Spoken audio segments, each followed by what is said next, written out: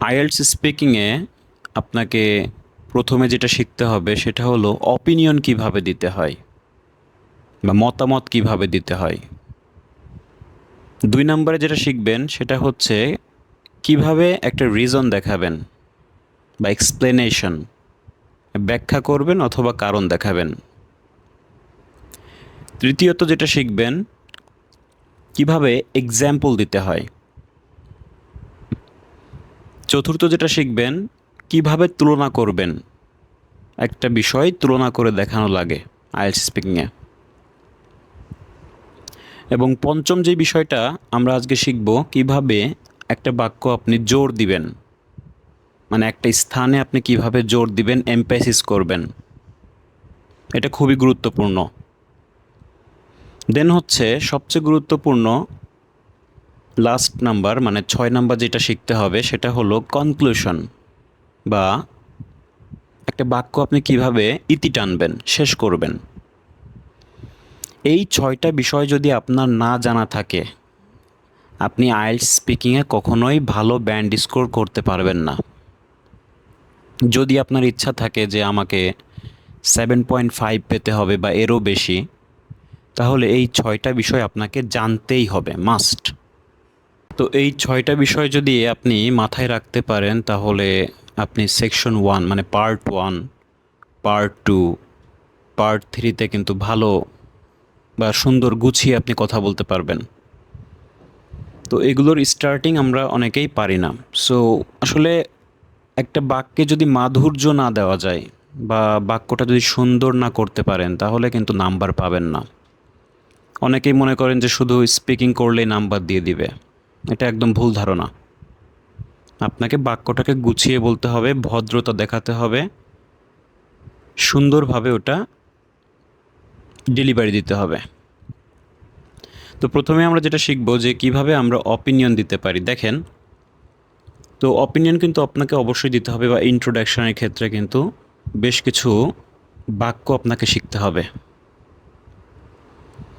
যেমন 1 নম্বরে আমরা বলতে পারি যে to be honest I have never thought about it deeply but. তাহলে কি বললাম, আমরা যদি কোনো অপিনিয়ন দিতে চাই তাহলে এই কথাটা বলতে পারি to be honest I have never thought about it deeply but.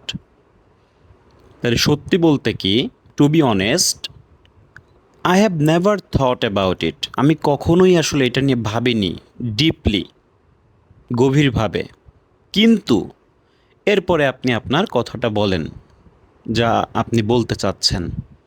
তাহলে এই কথাটা দিয়ে যখন আপনি স্টার্ট করবেন, এক্সামিনারের চোখে আপনি কিন্তু একটা অন্যরকম, মানে ক্যান্ডিডেট হিসেবে পরিচিত হবেন, ঠিক আছে?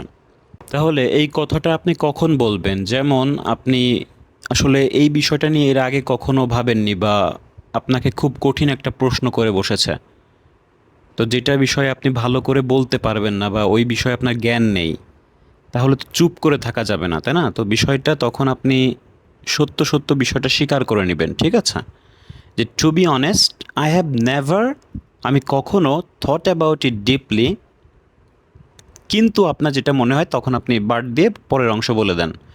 তাহলে এটা আপনি কখন ব্যবহার করছেন? যখন বিষয়টা আপনার কাছে একটু মানে অপরিচিত, বা এরকম কিন্তু অনেক কোয়েশ্চেন করে যেগুলো আপনার অপরিচিত, সো সেইখানে আপনাকে আপনার মতামত দিতে কিন্তু বলে। সেই মতামত দেওয়ার আগে আপনি এই কথাটা বলতে পারেন to be honest I have never thought about it deeply but, এরপরে আপনি আপনারটা বলে দেন। তাহলে এই বাক্যটা শিখতে কিন্তু আসলে বেশি কঠিন হবে না, বাট এই বাক্যটা যখন বলবেন আপনার স্কোর কিন্তু বুস্ট করবে। ঠিক একইভাবে আমি আরও অপিনিয়ন কিভাবে দিতে হয় সেটা বলি, বা ইন্ট্রোডাকশন কিভাবে দিতে হয়। Well I guess it depends on the situation but generally. Well I guess it depends on the situation. ভালো, আমি মনে করি এটা আসলে একটা অবস্থার উপরে ডিপেন্ড করে, কিন্তু সাধারণত এরপরে আপনি আপনার বাক্যটা বলবেন, ঠিক আছে? তাহলে এই বাক্যটা আপনি কখন ইউজ করবেন? তো এটা আসলে যখন দেখবেন যে তুমি কি মনে করো, বা তোমার কাছে জানতে চাইবে একটা মতামত, বা তোমাকে যখন প্রশ্নটা করবে তখন কিন্তু এই বিষয়টা যখন আপনি দেখবেন যে এটা সিচুয়েশনের উপর ডিপেন্ড করে, বা যেটা আসলে কোনো নির্দিষ্ট কোনো উত্তর নেই আপনার কাছে, তখন আপনি এই কথাটা ইউজ করতে পারেন যে well I guess it depends on the situation. মানে আপনি এখনই ইনস্ট্যান্ট উত্তর দিতে পারছেন না, কিন্তু আপনি দুই পক্ষেই যেতে পারেন। তো সেই ক্ষেত্রে হচ্ছে এটা সিচুয়েশনের উপরে ছেড়ে দিচ্ছেন। ঠিক আছে? তো কোনো কিছু অবস্থার উপরে বা ফিউচারে ছেড়ে দেওয়ার ক্ষেত্রে আপনি এই বাক্যটা ইউজ করতে পারেন, well I guess it depends on the situation but generally, এরপরে আপনি আপনার মতামতটা দিবেন। আচ্ছা, তাহলে আমরা কি কি শিখলাম? To be honest I have never thought about it deeply but, এরপরে আমরা বললাম যে well I guess it depends on the situation but generally. এরপরে 3 নাম্বার যেটা আমরা বলবো, মানে অপিনিয়ন দেওয়ার ক্ষেত্রে 3 নাম্বার বাক্যটা শিখবো এরকম যে from my point of view I believe. তাহলে যে এই প্রশ্নটা আসলে এইটার আমি কখন এরকম অ্যান্সার দিতে পারি যে from my point of view, যদি আপনার নিজস্ব কোনো মতামত জানতে চাই, কখনো আপনার একদম নিজস্ব একটা অপিনিয়ন জানতে চাই, তখন আপনি এটা দিয়ে শুরু করতে পারেন যে আমার দিক থেকে, মানে পয়েন্ট মানে from my point of view, মানে আমার দৃষ্টিকোণ থেকে আই বিলিভ, আমি বিশ্বাস করি।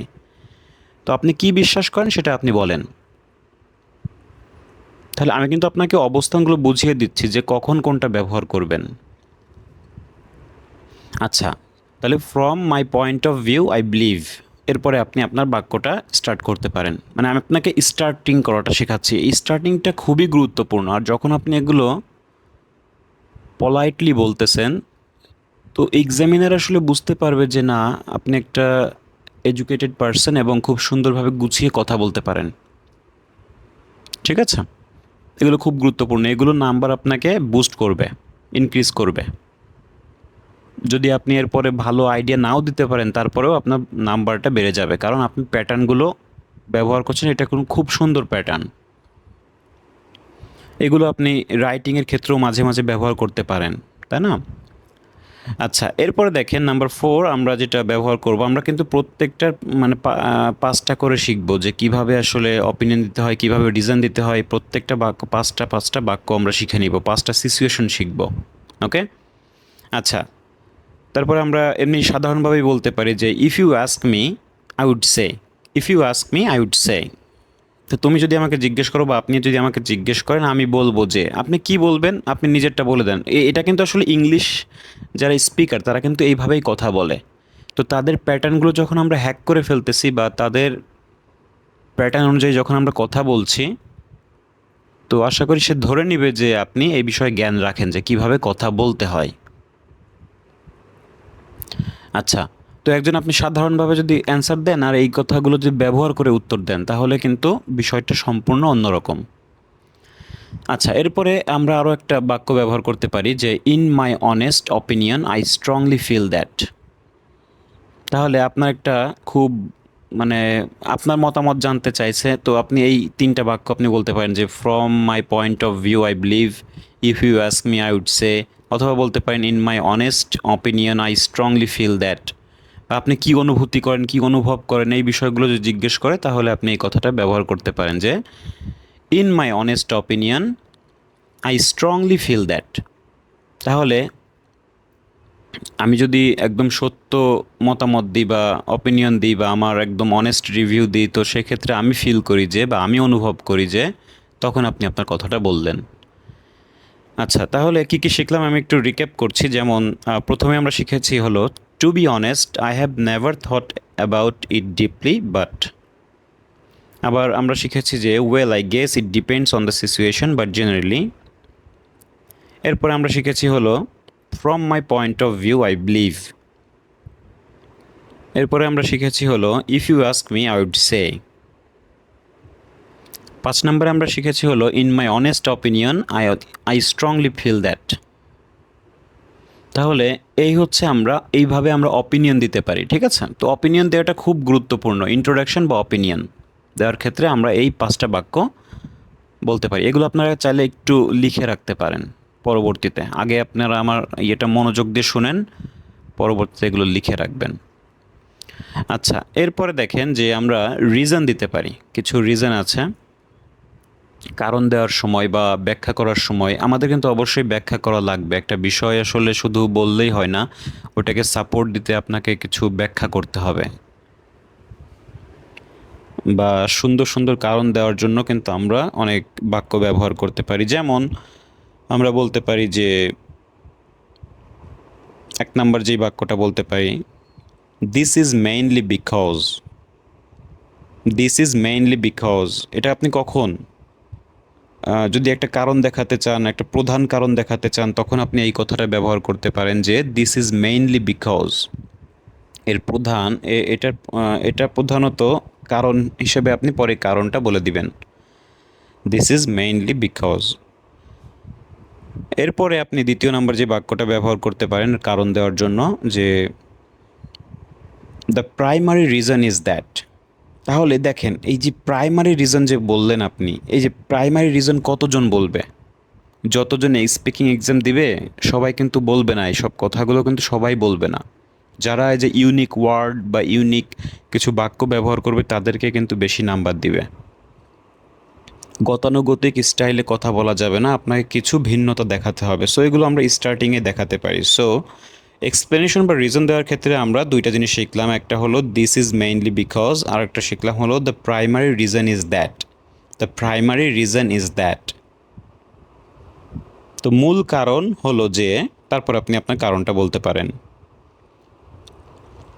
আচ্ছা, 3 নাম্বার যে বাক্যটা আমরা বলতে পারি যে, খুব সুন্দর একটা বাক্য, আপনার নাম্বারগুলো কিন্তু আসলে এগুলো শুনলে কিন্তু ইনক্রিজ হয়ে যাবে। আমি বারবার রিপিট করছি কারণ এগুলোতে আমি গুরুত্ব দিচ্ছি আপনাকে। আইএলটিএস স্পিকিং প্যাটার্নগুলো আপনাকে শিখতে হবে। আচ্ছা, 3 নাম্বার যে বাক্যটা আমরা বলতে পারি কারণ দেওয়ার জন্য, one of the main causes could B. One of the main causes, causes বলতে অনেকগুলো কারণের ভেতর যখন আপনি একটা কারণকে ফোকাস করবেন তখন আপনি এই বাক্যটা ইউজ করতে পারেন। সাপোজ আপনি অনেকগুলো কারণ বলবেন, তার ভেতরে আপনি একটা কারণ প্রথমে বলতে চাচ্ছেন, তো সেই ক্ষেত্রে মেইন যেই প্রধান কারণটা আপনি মনে করেন সেটা আপনি বলার জন্য এই বাক্যটা ব্যবহার করতে পারেন যে, one of the main causes could B. One of the main causes could B. তো অনেকগুলো কারণের ভিতর এই কারণটা প্রধান হতে পারে যে, কুড বি হতে পারে। আচ্ছা, এভাবে আমরা শুরু করতে পারি। তারপরে আপনি 4 নম্বর যে বাক্যটা ব্যবহার করতে পারেন এক্সপ্লেনেশন বা রিজন দেখানোর জন্য, যে this happens as a result of. এটা ঘটেছে অ্যাজ এ রেজাল্ট অফ, কিসের ফলে ঘটেছে সেটা আপনি বললেন। তাহলে কোনো কিছু একটা ঘটেছে বা অলরেডি ঘটে গেছে, এই বিষয়টা আপনি বোঝাতে এই বাক্যটা ইউজ করতে পারেন, this happens as a result of. As a result of, এরপরে আপনি বলবেন যে কিসের ফলে এই ঘটনাটা ঘটেছে। আর যদি পাস্ট টেন্সে বলতেন তাহলে দিস হ্যাপেন্ড, হ্যাপেন্ড বলতে হতো। আর যেহেতু প্রেজেন্ট টেন্সে বলছেন তাহলে দিস হ্যাপেন্স। আচ্ছা, 5 নাম্বার যে বাক্যটা আমরা বলতে পারি যে, it can be explained by the fact that. It can be explained by the fact that. তা এটা এইভাবে ব্যাখ্যা করা যেতে পারে যে, যদি কোনো এক্সপ্লেন করতে চান, কোনো কিছু আপনি ব্যাখ্যা করতে চান, তাহলে আমি মনে করি এই বাক্যটা খুব সুন্দর। আপনি এই 5 নাম্বার বাক্যটা ব্যবহার করতে পারেন যে, it can be explained by the fact that. এটা এইভাবে ইয়ে করা যেতে পারে, ব্যাখ্যা করা যেতে পারে যে। তাহলে আমি একটু রিক্যাপ করছি যে এক্সপ্লেনেশন বা রিজন দেওয়ার জন্য আমরা কি কি ব্যবহার করছি। This is mainly because. দ্বিতীয় নাম্বার হচ্ছে the primary reason is that. তৃতীয় নাম্বার যে বাক্যটা শিখেছি, one of the main causes could be. চতুর্থ নাম্বার যেটা শিখেছি, this happens as a result of. এবং the last one, it can be explained by the fact that.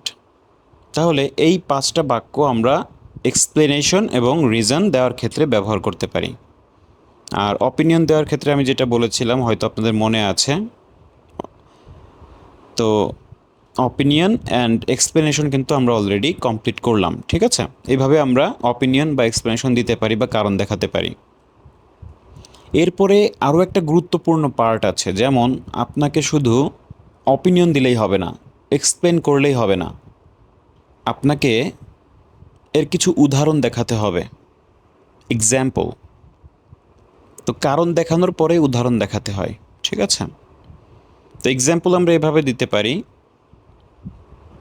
খুব সুন্দরভাবে আমাদের এক্সাম্পল দিতে হবে। এক নাম্বার যেটা আমি শেখাবো আপনাদেরকে সেটা হলো for instance in my home town.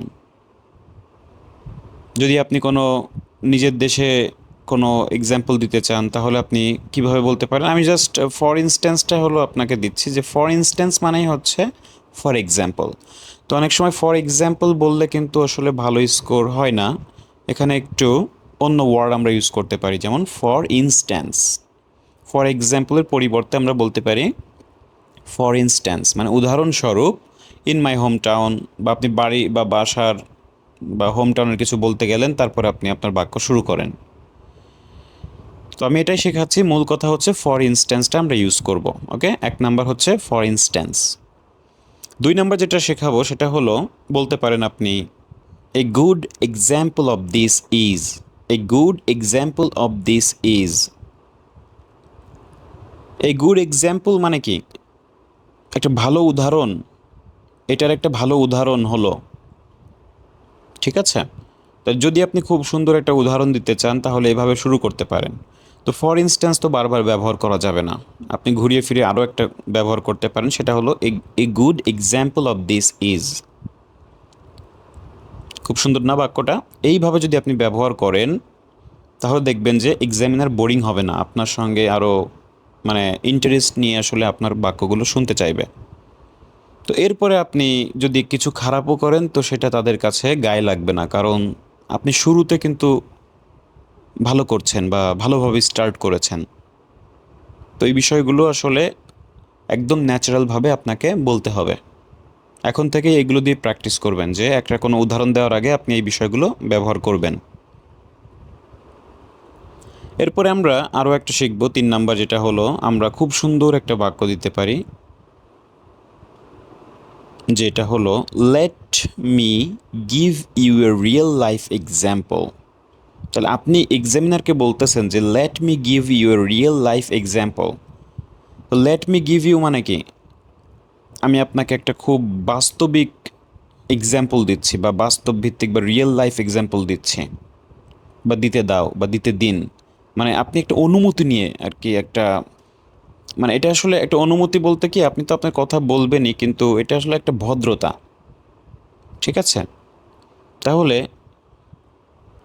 Late me give you a real life example, এটা কিন্তু আপনি বলতে পারেন। আপনি আমার সঙ্গে আবারও বলেন যে, দেখেন এটা খুব ইজি একটা বাক্য, let me give you a real life example. আচ্ছা, কী কী শিখলাম আমরা এ পর্যন্ত? হচ্ছে 3টা শিখলাম, যে for instance, a good example of this is. 3 number শিখলাম হলো let me give you a real life example. আমি মনে করি যে এই বাক্যটা বললে আরও ভালো হয়, কারণ বাক্যটা একটু বড়, তো তো এই যেমন 3 নাম্বারটা একটু বড়, তাই না? তো এটা ব্যবহার করলে একটু ভালো হবে, খুবই ইউনিক বোঝাবে। এবং যখন আপনি কোনো বাস্তবিক উদাহরণ দিতে চাইবেন এই কথাটা ব্যবহার করা ভালো, ঠিক আছে? তো এইগুলো ব্যবহার করবেন। এরপরে 4 নাম্বার যেটা শিখবো সেটা হলো take my own experience as an example. Take my own experience as an example. So আপনি যখন এটা কখন ব্যবহার করবেন? যখন নিজের কোনো অভিজ্ঞতা উদাহরণ হিসেবে দিতে চাচ্ছেন, তখন আপনি এই বাক্যটা ইউজ করবেন। নিজের কোনো অভিজ্ঞতা মানে আপনার নিজস্ব, ঠিক আছে? এর আগেরটা যেটা শেখালাম যে রিয়েল লাইফ এক্সাম্পল, এটা অন্য কারো হতে পারে, আপনার ফ্রেন্ডের হতে পারে, কিন্তু যখন নিজের কোনো এক্সপিরিয়েন্স শেয়ার করবেন তখন আপনি এই কথাটা ব্যবহার করলে ভালো হয়। Take my own experience as an example, এরপর আপনি নিজের এক্সপিরিয়েন্সটা বর্ণনা করবেন। তাহলে আমি যখন নিজের অভিজ্ঞতা শেয়ার করব তাহলে এই বাক্যটা ব্যবহার করতে পারি। আমার সঙ্গে সঙ্গে একটু মনে মনে বললেই হবে। দেখেন, take my own experience as an example. Take my own experience as an example. Take my own experience as an example. এর আগেরটা একটু বলি, let me give you a real life example. Let me give you a real life example. Let me give you a real life example. আচ্ছা, এভাবে ভেঙে ভেঙে পড়বো, তারপর একসঙ্গে বলবো। Let me give you a real life example. Take my own experience as an example. আচ্ছা, এভাবে বললে কিন্তু আমাদের এটা আর কখনো পড়া লাগবে না। এরপরে নাম্বার 5 যেটা আমি বলবো, খুবই ইম্পর্টেন্ট একটা বাক্য। This reminds me of a time when. This reminds me of a time when. This reminds me of a time when. This reminds me of a time when. তো এটা আসলে কখন বলবো? এটা আমাকে মনে করিয়ে দেয় একটা সময়ের কথা, যখন। তো আপনি যখন একটা নির্দিষ্ট টাইমের কথা বা নির্দিষ্ট কোনো ইভেন্ট বা কোনো মুহূর্তের কথা আপনি শেয়ার করছেন, তখন এই বাক্যটা ইউজ করবেন। উদাহরণ দেওয়ার জন্য অনেক সময় হয় না যে একটা ঘটনা আপনি বলতে চাচ্ছেন, তখন কিভাবে স্টার্ট করবেন ওই বাক্যটা? তো সেই বাক্যটাই হলো এটা, যে this reminds me of a time when. এটা আমাকে মনে করিয়ে দেয় যখন সময়টা ছিল। ওই সময়কালটা বলেন, ওই ইভেন্টটা বলেন, ওই মুহূর্তটা বলেন, এভাবে বলবেন। This reminds me of a time when. This reminds me of a time when. তাহলে আমরা এক্সাম্পল দেওয়ার জন্য 5টা বাক্য আমরা দেখলাম। কি কি? 1 নাম্বার হচ্ছে ফর ইনস্ট্যান্স। 2 নাম্বার হচ্ছে a good example of this is. 3 number হচ্ছে let me give you a real life example. Let me give you a real life example. 4 number যেটা শিখলাম, take my own experience as an example. Take my own experience as an example. 5 number যেটা শিখলাম, this reminds me of a time when. This reminds me of a time when. Already কিন্তু আমরা 15টা বাক্য শিখে গেছি। তো আমি একটু আরও কিছু শেখাবো, খুব সুন্দর করে কিভাবে তুলনা করবেন, কিভাবে জোর দিবেন, কিভাবে শেষ করবেন। তার আগে আমি এই 15টা একটু রিপিট করি, একটু ধৈর্য সহকারে শুনবেন, আশা করি আর পড়া লাগবে না।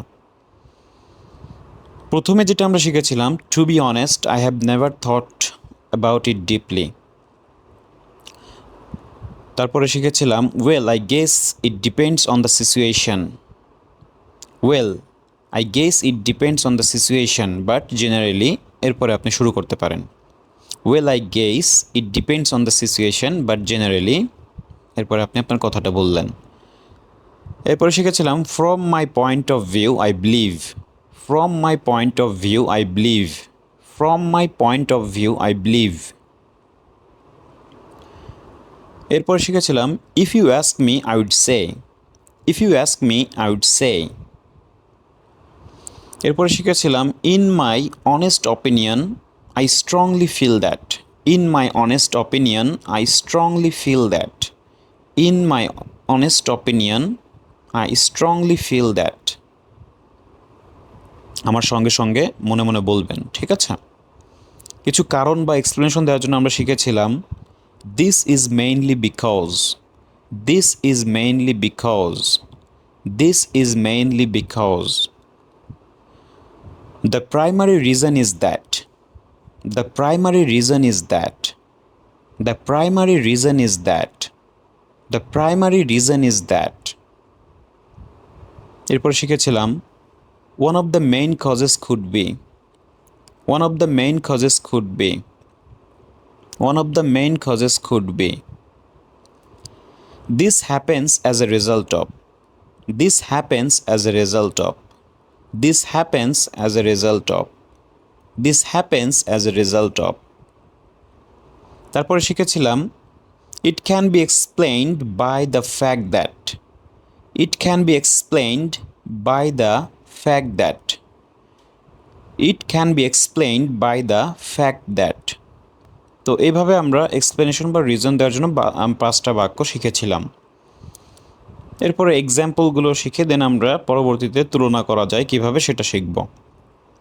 এক্সাম্পল দেওয়ার জন্য এই বাক্যগুলো শিখেছিলাম, যে 1 নম্বরে ফর ইনস্ট্যান্স। তারপর শিখেছিলাম, a good example of this is. A good example of this is. তারপর শিখেছিলাম, let me give you a real life example. Let me give you a real life example. Take my own experience as an example.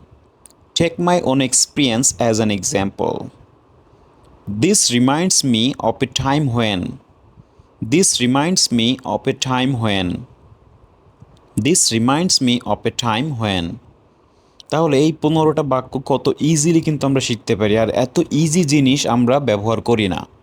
এই বাক্যগুলো ব্যবহার করলে আপনি ধারণা করতে পারছেন না যে আপনার স্কোর কোথা থেকে কোথায় চলে যাবে।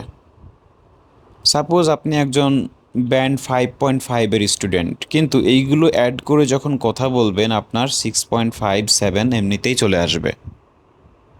তাহলে এত সুন্দর জিনিস আমরা অ্যাপ্লাই করি না বা শিখতে চাই না কেন? আপনাকে সবসময় কৌশল প্রয়োগ করতে হবে। আর এটা আসলে ইটস অল অ্যাবাউট আপনার কি নিজের স্কিল জাহির করা। আপনি যদি সঠিক সময়ে যেগুলো না দেখাতে পারেন, এতগুলো শিখে তো লাভ নেই। তো আপনার যে জ্ঞান আছে, এই বিষয়ে যে আপনি জ্ঞান রাখেন, তো সেটা কিন্তু তারা কিভাবে যাচাই করবে যদি আপনি না বলেন নিজে থেকে? তো আপনাকে শো অফ করতে হবে। আচ্ছা, এরপরে দেখেন, যারা আসলে এ পর্যন্ত মনোযোগ দিয়ে শুনেছেন, আমি আরও একটু সময় নিব আপনাদের, আমি পুরো বিষয়টাই শিখিয়ে দিতে চাচ্ছি। তো আপনাদের অনেক ধৈর্য আছে, আপনারাই পারবেন, কারণ আপনারা অনেক ধৈর্য সহকারে কিন্তু এ পর্যন্ত এসে শুনেছেন।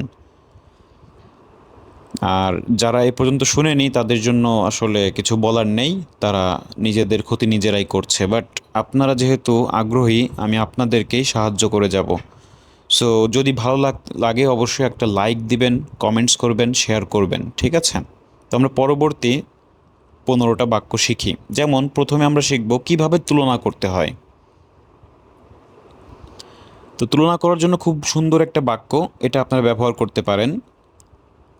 On the other hand, some people think that. আচ্ছা, তুলনা বা বিপরীত কোনো মতাদর্শ তুলে ধরার জন্য কী কী বাক্য সেটা আমরা শিখছি, ওকে? তাহলে আমরা এই বাক্যটা ইউজ করতে পারি কখন? যখন কিছু মানুষ অন্য বিষয় ভাবে বা বিপরীত মতাদর্শ দেয়, তখন আমরা এই বিষয়গুলো তুলতে পারি। অনেক সময় হয় না যে আমরা একটা বাক্য বললাম, তো বাক্য সবসময় তো আসলে এক পক্ষের সাইড নিয়ে বলি, কিন্তু বিপরীত পক্ষটা কি ভাবছে সেটা দেখানোর জন্য কিন্তু এই কথাগুলো বলতে পারি। যেমন on the other hand some people think that, মানে অন্যথায় কিছু মানুষ মনে করে বা চিন্তা করে, যে কি চিন্তা করে সেটা আপনি বলে দেন, অন্য মানুষরা এটা কীভাবে দেখছে সেটা আপনি বলে দেন। এটা কিন্তু আমরা রাইটিংয়েও ব্যবহার করতে পারি। সো যারা আসলে পডকাস্টটি শুনছেন, শুধু স্পিকিং না, রাইটিংয়ের ক্ষেত্রেও কিন্তু আপনাদের হেল্পফুল হবে। তো কি বললাম? On the other hand some people things that, on the other hand some people things that, on the other hand some people things that, অথবা থিঙ্ক দ্যাট বললেও সমস্যা নেই। আচ্ছা, এরপরে দেখেন আমরা বলতে পারি in contrast to that I believe. In contrast to that মানে এটা আমরা বিপরীত বোঝানোর জন্য এই বাক্যটা ইউজ করতে পারি। ইন কন্ট্রাস্ট এর বিপরীতে, আমি বিশ্বাস করি, I believe. In contrast to that I believe. In contrast to that I believe. In contrast to that I believe. আচ্ছা, তাহলে কি শিখলাম? On the other hand some people think that, in contrast to that I believe. আচ্ছা, এর বিপরীতে আপনি যা বিশ্বাস করেন তখন আপনি এটা বলতে পারেন। আচ্ছা, এরপরে দেখেন 3 নম্বর যে বাক্যটা শিখবো সেটা হলো অতীতের সঙ্গে যদি কখনো তুলনা করতে চান বর্তমানকে, তখন আপনি এই বাক্যটা ব্যবহার করতে পারেন। যেমন compare to the past nowadays. Compare to the past nowadays. Compare to the past, compare to the past মানে কি অতীতের সঙ্গে তুলনা করতে গেলে এখনকার দিনে। নাও এ ডেজ মানে কি এখনকার দিনে। Compare to the past now A days. অনেক সময় হয় না যে একটা অতীতের বিষয়গুলো আমরা আলোচনা করতে চাচ্ছি, এখন বর্তমানের সঙ্গে দেখাতে চাচ্ছি, তখন এই তুলনাটা আমরা করতে পারি। Compare to the past now A days. আচ্ছা, এরপরে যেই বাক্যটা আমরা শিখব, unlike the older generation today's youth.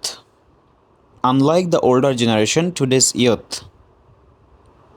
Unlike মানে কি বিপরীতে, ওল্ডার জেনারেশন এখন এটা দিয়ে জাস্ট আমি বুঝিয়েছি ওল্ডার জেনারেশনের জায়গায় আপনি অন্য কিছু ইউজ করতে পারেন, ইয়তের জায়গায় আপনি অন্য কিছু ইউজ করতে পারেন, কিন্তু বাক্যটা শেখার জন্য একটা উদাহরণ দিয়ে আমি বোঝাচ্ছি যাতে এটা মনে থাকে আপনাদের। এরকম আপনার সাপোজ একটা কিউ কার্ড আসছে যে ওল্ড মানুষেরা আসলে ইয়তের কার্যকলাপ কীভাবে নিচ্ছে, বা এখনকার ইয়তদের বা ইয়তরা আসলে একটা জায়গায় দাঁড়িয়ে কি করতে পারে যেখানে ওল্ডরা কি করবে বা ইয়তরা কি করবে। তো সেই ক্ষেত্রে এরকম একটা কিউ কার্ড যদি আসে তাহলে আপনি বলতে পারেন যে unlike the older generation today's youth, তো এখনকার দিনের ইয়থরা কি করে সেটা আপনি বলতে পারেন।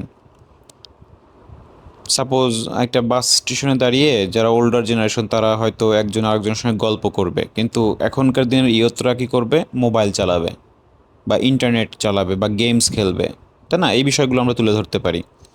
তাহলে আনলাইক মানে হচ্ছে বিপরীতে, কিসের বিপরীতে? ওল্ডার জেনারেশনের বিপরীতে টুডেস ইয়থ। তাহলে ইয়থের বিপরীতে মানে ওল্ডার জেনারেশনের বিপরীতে ইয়থরা কী করছে এটা বোঝানোর জন্য আমরা এই আনলাইক কথাটা ইউজ করছি। আচ্ছা, এরপরে দেখেন নাম্বার 5 যেটা আমরা বলতে পারি সেটা হলো whereas some people prefer X other choose Y. অনেক সময় হয় না যে কিছু মানুষ এটা বেছে নেয়, এক্স জিনিস বেছে নেয়, এক্স বলতে যে কোনো জিনিসকে বোঝাচ্ছি, তাই না? তো এটা জাস্ট উদাহরণ দিলাম এক্স দিয়ে, আপনার এক্সের জায়গায় যে কোনো বিষয় বা বস্তু অ্যাড করতে পারেন, যেমন whereas some people prefer X other choose Y. তাহলে যেখানে কিছু মানুষ প্রিফার করে এক্স, অন্যরা কি করে ওয়াই। তো এইভাবে কথাটা বলা যেতে পারে যে whereas some people prefer X. তাহলে আমি যদি এক্সের জায়গায় একটু অন্য কিছু বসিয়ে বলি তাহলে আপনাদের বুঝতে সুবিধা হবে। Whereas some people prefer chocolate cake other choose vanilla cake. ঠিক আছে, এভাবে আমি জাস্ট উদাহরণ দিলাম। Whereas some people prefer X other choose Y, এভাবে আপনি কম্পেয়ার করতে পারেন। কী কী শিখলাম? On the other hand some people think that, তারপরে আমরা শিখলাম in contrast to that I believe, compare to the past nowadays, compare to the past now A days, unlike the older generation today's youth, unlike the older generation today's youth. তারপর শিখেছিলাম হলো whereas some people prefer X other choose Y. তাহলে এইভাবে কিন্তু আমরা তুলনা করতে পারি, আর কিচ্ছু শেখা লাগবে না, এই 5টা বাক্যের বাইরে আর কিচ্ছু শেখা লাগবে না কম্পেয়ার করার জন্য। আচ্ছা, এবং আমি বারবার বলছি এই বিষয়গুলো যদি না জানেন যে কিভাবে অপিনিয়ন দিতে হয়, কিভাবে আপনাকে এই কিছু দিতেই হবে, অপিনিয়ন দিতে হবে, উদাহরণ দিতে হবে, এক্সাম্পল কারণ দেখাতে হবে, কম্পেয়ার করতে হবে, তাই না? এখন আসেন যে কিভাবে আমরা একটা জায়গায় জোর দিতে পারি, কিভাবে আমরা একটা বাক্যকে জোর দিতে পারি। যেমন আমরা বলতে পারি যে without a doubt this is absolutely true, without a doubt this is absolutely true, নিঃসন্দেহে এটা সত্য যে। তাহলে এটা আপনি কখন ব্যবহার করবেন? যখন একটা বিষয়কে আপনি জোর দিয়ে বলতেছেন, তখন আপনি জোর দেওয়ার জন্য এই বাক্যটা ইউজ করতে পারেন যে without a doubt this is absolutely true, without a doubt this is absolutely true. তারপর আপনি বলতে পারেন what I mean is, what I mean is, এই যে যা আমি বোঝাতে চেয়েছি বা যা আমি বোঝাতে চাই, এই বাক্যের পরে এই যে বাক্যটা ইউজ করলেন এটা দিয়ে কিন্তু জোর বোঝানো হচ্ছে। কি বোঝাতে চান সেটা আপনি বলেন এখন, হোয়াট আই মিন ইজ, এরপরে আপনি বলেন। এরপরে আরও একটা বাক্য শিখব যে it's important to note that, it's important to note that, এটা খুব গুরুত্বপূর্ণ উল্লেখ করতে যে। তাহলে it's important to note that, তো ইম্পর্টেন্ট তো বোঝানোই যাচ্ছে, মানে বোঝাই যাচ্ছে যে এটা আমরা জোর দিচ্ছি বাক্যটাকে, এই দ্যাটের পরে আমরা যে বাক্যটা বলবো সেটাকে জোর দেওয়ার জন্য এভাবে বলতে পারি it's important to note that. এরপরে আমরা যেটা বলতে পারি one thing I must mention is that, one thing I must mention is that, one thing I must mention is that, একটা বিষয় আমি অবশ্যই মেনশন করতে চাই যে, তো যখন একটা বিষয় আপনি উল্লেখ করতে চাচ্ছেন, মানে যেটাকে আপনি জোর দিয়ে উল্লেখ করবেন বা জোর বোঝাবেন যে এই বাক্যটা খুব গুরুত্বপূর্ণ, তখন আপনি এই বাক্যটা ইউজ করবেন যে one thing I must mention is that. একটা জিনিস আমি অবশ্যই মেনশন করতে চাই যে, one thing I must mention is that, তাহলে এই কথাটা আমার ভালো লেগেছে, এটা কিন্তু আপনারা ব্যবহার করতে পারেন। ঠিক আছে? এখন সবসময় যে একটা কথা বললেই ভালো হবে এই জন্য না, আমি এই জন্য 5টা করে আপনাদেরকে শিখিয়ে দিচ্ছি যাতে করে ঘুরিয়ে ফিরিয়ে ইউজ করতে পারেন। ঠিক আছে? এরপরে আপনি আরও একটা সুন্দর বাক্য ইউজ করতে পারেন, যেমন let me emphasis that. Let me emphasis that, emphasis মানে তো জোর দেওয়া, তো আমাকে জোর দিতে দিন যে, মানে এটা আসলে বাংলা বাক্য করলে আসলে হবে না, এর ইংলিশটা কিভাবে বলে সেগুলোই আমরা শিখছি।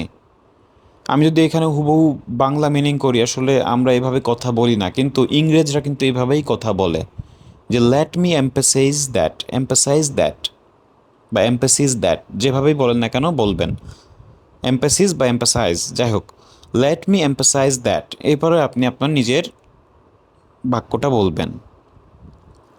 তাহলে জোর দেওয়া কীভাবে জোর দেওয়া যায় সেটা আমরা শিখলাম। দেন আমরা কিভাবে শেষ করতে হয় বাক্যটা সেটা আমরা শিখে নিই, কারণ স্টার্টিং অ্যান্ড ফিনিশিংটা খুবই গুরুত্বপূর্ণ।